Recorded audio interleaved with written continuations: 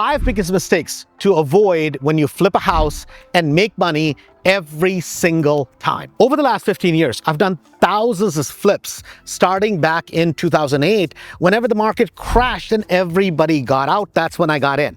And guys, there are some key lessons I've learned not only from my flips, but over coaching thousands of people just like you. In this video, I'm going to lay it all out in 5 separate points. If you master these, you will never lose money on a flip ever again. Number 1 is understanding the market. So for that, I wanted to actually use a real property rather than just using a fake case study. This happens to be a property in Hillside, which is a suburb of Chicago. See, if you're going to start flipping today in, let's just say, Dallas, Texas, that's going to be very different than Miami, Florida, or Punta Gorda or Sarasota, Florida, or Chicago. So the number 1 thing I would do is this: figure out where do you live. And my suggestion would be is you should be flipping properties within 30 to 45 minutes of your particular house. So if you live in a very expensive area, put that aside, right? Always look for a B market, meaning a little bit more affordable than the most expensive area. If you live in a B or C market, those generally will make for a perfect flip market because those are the most affordable for the median income type of people, or even a little bit 20% above that. And what you're going to do is this, and you don't need to be an agent to do this, and you can do this 100% every single time. And this is exactly what we teach in what we call mastery, where I get to work with people one-on-one. That is, you're going to go to Redfin and or Zillow, where you're going to go look up in the last 12 months in a given price range, whatever price range you're going to be selling a property in. So, and you always want to be in a price range which is the bottom 80th percentile, meaning you don't want the most expensive properties in a town. You want them about 20% below. Why? Because you are not looking for that unique buyer. You're looking for the everyday buyer. So once you've selected that price range, then you're going to go look up, okay, how many sales closed in that price range? You're going to go through all the pictures for the last year, for a year, then you're going to narrow it down for 6 months, and then for 3 months. So once you have looked at the properties as to what has sold, now you're going to look for about 70% of that value. So let's say your back-end value is $500,000. You're going to take 70% of that, and then you're going to subtract the rehab cost on the property. So let's say your rehab cost is about 70,000 bucks. So you take 70% of value, which is 500,000. So, and then you're going to subtract that. So that's the type of properties you're going to be looking for, meaning I'm going to buy the property for $250,000 to $270,000, and then I'm going to flip it into that $500,000 price range. So you have to do the study of the market. What is sold? What is available, meaning what are the properties on the market actively that would be competing with you? And then more importantly, what is pending contract? And here's the key point. If you have lots and lots of properties available and very few pending contract in that price range, that means the market is going down.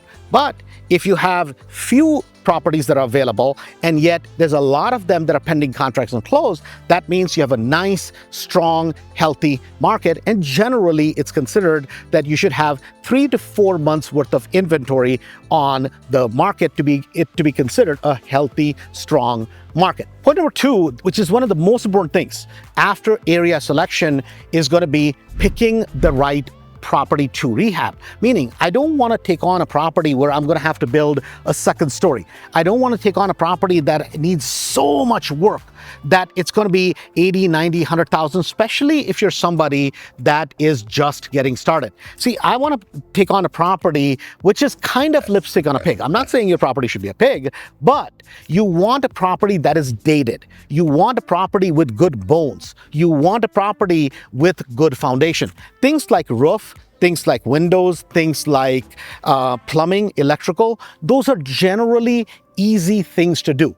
But things like foundations, things like having to add square footage, things like digging down a basement, those are generally things that take a lot of effort. You have to know what you're doing and you have to be really an expert. The properties that make the most amount of money, cash on cash, are always the properties that need updates, not the ones that need adding additional square footage. Because remember, flipping is not about how much. Flipping is all about what is your rate of return in terms of cash flow. That's how you have to measure it, in terms of time and cash flow. Point number 3 is going to be the amount of rehab. So generally, I always divide the property into 3 different types of rehabs.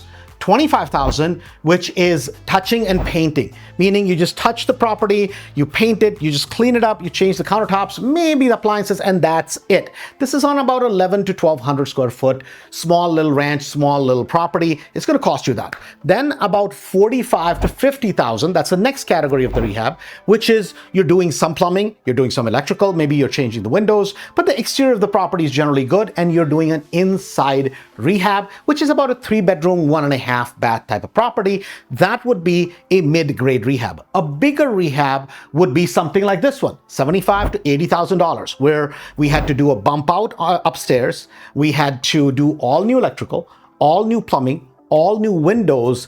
See, the bones of the house were absolutely solid. So this I would call something like an experienced person project. I would not call this as a starter project. So this type of a project you should reserve for when you have a little bit of experience. But whenever you're doing a flip, what you have to figure out is, what is the type of rehab I'm taking on? Generally, for most people, we always teach them that initially you do not want to take a rehab on that's more than $50,000 to $55,000 and have a minimum of a 15% contingency factor built in. And if you're going to do the inside of the property as well as the complete outside of the property, your rehab is going to go to $60,000 to $70,000 on the minimum. So it's important to make sure that you calculate how much is it going to cost me before I get in. See, you have to know before you get in how to get out and what my rehab budget is going to be. And guys, please make sure if you're adding additional baths, additional things in the property, does your city, does your town, do they allow that? And do they have a requirement for a lot of new lines coming in? A lot of times people will add a bathroom and say, oh my God, I have a 3-bedroom, 2-bath property. Then they have to go and upgrade the line. So that is point number 3 that you have to understand. How much rehab I should take on. For most people, it should be small to medium-sized rehabs. Number 4 is going to be understanding your costs or the numbers. So what are the costs whenever I'm flipping a house? Well, number 1 cost, which most people realize, is the cost of purchase of the property. Number 2 cost, this is what people forget, is the closing costs. Well, the closing costs can be anywhere from $2,000 to $3,000 to $5,000 or $8,000 or $10,000, depending on what type of cost, whose cost, what expenses you're paying. Are you paying a buyer's agent separately? Is the seller paying for that? Those can be costs. A lot of times people forget. Then you may have title costs, attorney costs, but generally for me, I figure somewhere around $2,000 to $3,000 as my closing costs in a normal purchase. If it's an auction property, that may be something different because there may be a surcharge, a 2%, 3% premium if you're buying a property there. So that's cost number 2. Cost number 3 is now I have bought the property. So now I have interest costs. Even if you paid the property cash, meaning you paid cash for the property, you have a cost of your own money. So what do you figure that cost is? Is that 1% a month? Is that maybe you may say 0.5% a month? Meaning if, let's say, I borrowed $200,000 from somebody, what does it cost me every single month? Then we also have to think about, okay, what are the taxes? What is the insurance in the property? And then what are the utilities? So those are going to be your carrying cost. And a lot of times, especially if you're doing a flip, $300,000, $400,000, $500,000, guys, they can be $3,000, $4,000, $5,000, $6,000 a month, depending on the price range that you're in. Imagine having $3,000 a month in terms of your carrying cost, and you carry the property for 8 months. Do the math. It starts really adding up after a period of time. So you have to calculate that. The next thing is, what if something goes wrong? Have you calculated that cost? We talked about rehab costs. Did you calculate those costs? So the next cost we have to think about, which is our closing costs. Depending on the price range of the house, you can pay $20,000, $30,000 in terms of your closing costs and any tax prorations if you did not pay the taxes during the time when you held the property. So whenever you think about the costs, always remember, you have some costs, meaning purchase costs, you have some carrying costs, you have finance costs, and then in the end, you have closing costs. So now you know all the expenses that are related to flipping a property. Point number 5 is profits, the most important thing.